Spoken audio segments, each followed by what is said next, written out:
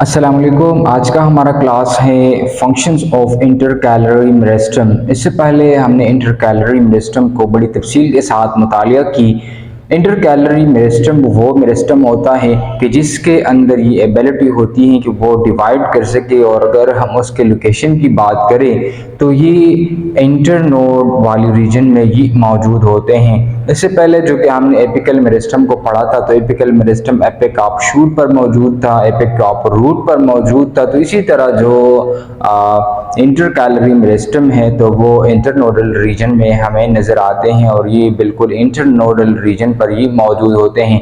इसके साथ अगर हम लेटरल मेरिस्टम की बात करें तो लेटरल मेरिस्टम बिसाइड जो परमानेंट टिश्यूज होते हैं उनके साथ ये अटैच होते हैं और सेकेंडरी ग्रोथ को कॉज करता है। और अगर हम इंटरकैलोरी मेरिस्टम की बात करते हैं तो ये फ्लावरिंग की प्रोडक्शन करता है, और साथ में जो इंटरनोडल लेंथ होती है ये उसके इजाफे में ये बहुत मुआविन है और उसमें इजाफा करता है। मिसाल के तौर पर हमारे साथ ये एक प्लांट है, ठीक है।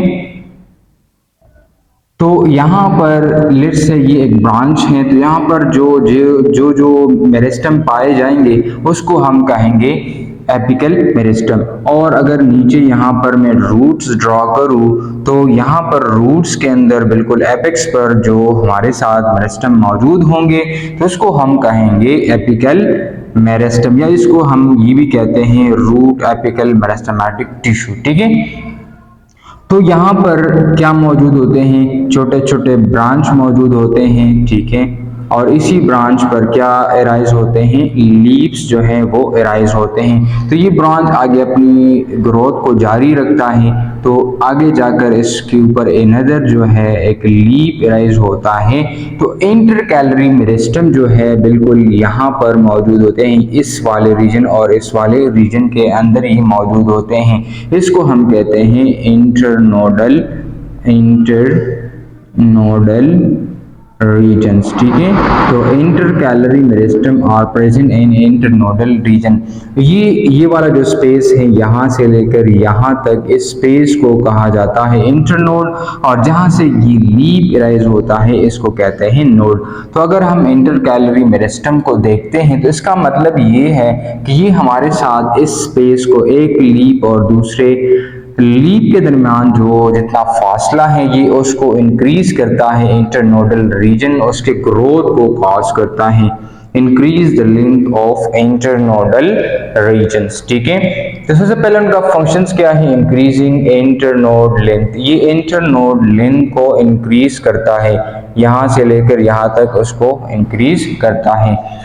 इसके साथ ही सेल डिफरेंशिएशन में बहुत इंपॉर्टेंट रोल प्ले करते हैं। सेल डिफरेंशिएशन का मतलब ये है कि सेल मैच्योर हो जाए और वो डिफरेंशिएट कर जाए और वो एक खास फंक्शन वो परफॉर्म करे, तो इसको हम कहते हैं सेल डिफरेंशिएशन। जाहिरी बात है जितने भी सेल्स हैं तो वो मेरिस्टम ही के नतीजे में वजूद में आ जाते हैं, क्योंकि मेरिस्टम वो सेल होते हैं जिसके अंदर ये एबिलिटी मौजूद होती है कि वो डिवाइड कर सके। तो अगर ये डिवाइड होता है तो इसका मतलब ये है कि प्लांट्स के जितने भी सेल्स हैं तो वो किससे बनेंगे, यही इस मेरिस्टम से ही बनेंगे।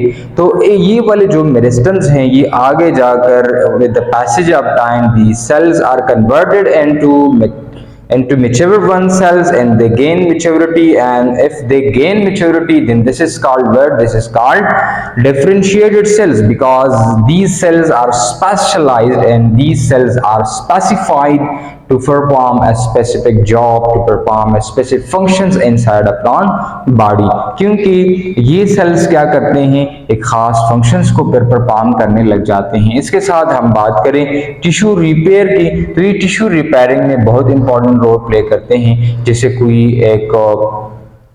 एक टिश्यू जो है वो उसके अंदर डिसफंक्शनिंग आ जाए, उसके अंदर डैमेज आ जाए, तो फिर ये जो इंटरकैलोरी मेरिस्टम है उसके अंदर डिवाइड होता है, और इसके डिवीजन के नतीजे में उसी डैमेज टिश्यू के इर्द गिर्द न्यू सेल्स की फॉर्मेशन होती हैं, और वहाँ पर वुंड की हेलिंग होती है, और इसी तरीके से वो सेल दोबारा रिपेयर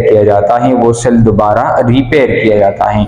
इसके साथ हार्मोन रेगुलेशन में ये बहुत इंपॉर्टेंट रोल वो प्ले करते हैं। जो प्लांट्स के अंदर हार्मोन्स पाए जाते हैं उसको कहा जाता है फाइटो हार्मोन्स। तो ये फाइटो हार्मोन्स को रेगुलेट करते हैं, जैसे ऑक्सिन्स हैं, जैसे जिबरेलिन है, जैसे साइटोकाइनिन है, इथाइलिन है वगैरह। तो ये जितने भी हार्मोन्स हैं तो ये उसको भी रेगुलेट करता है। उसके रेगुलेशन में भी इंटरकैलरी मेरिस्टम का अच्छा खासा किरदार है।